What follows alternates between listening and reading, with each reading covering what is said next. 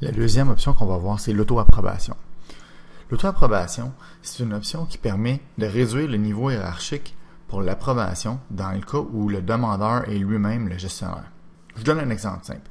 Si M. Duval a le droit d'approuver une demande de PC faite par Marc Laplante, est-ce que si lui fait une demande de PC, son supérieur doit l'approuver ou est-ce qu'on dit qu'il a assez de droits pour approuver une demande de PC pour lui-même?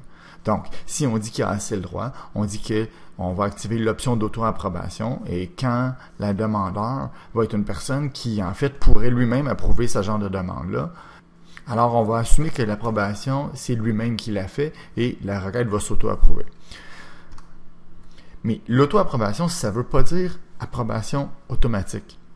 Ça veut dire approbation où l'approbateur approuve lui-même sa demande. Le demandeur auto-approuve sa demande et ça, c'est une opération qui peut se faire automatiquement. En fait, on va voir plus tard que parfois, c'est manuel. Dans le scénario qu'on va voir là, c'est toujours automatique. On va se créer un nouveau type de demande de service.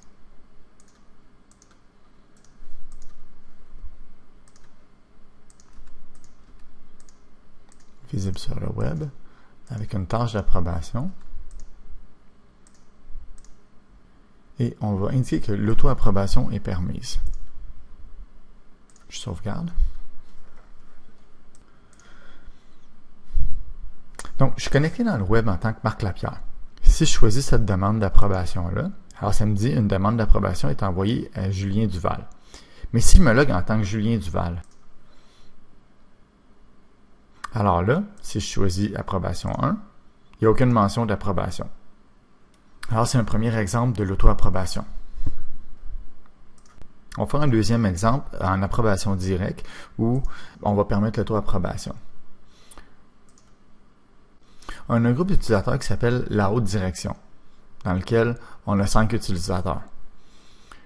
On va créer un type de demande de service.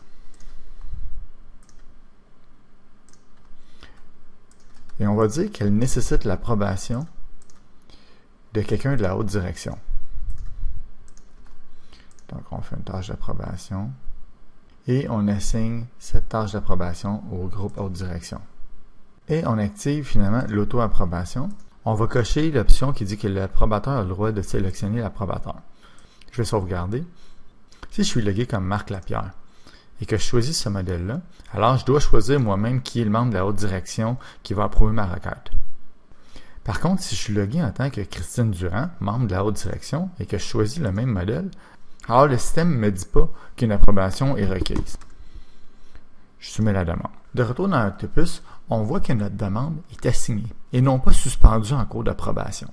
Elle n'est pas suspendue en cours d'approbation parce qu'il y a eu une auto-approbation. Si on regarde, notre tâche d'approbation a été assignée à Christine Durand et on voit qu'elle est complétée. Donc, on a quand même une traçabilité. On est terminé au niveau de la configuration que ce type de demande de service-là nécessite une approbation. Donc, le système a quand même généré l'approbation, mais il l'a auto-approuvé pour l'utilisateur Christine Durand.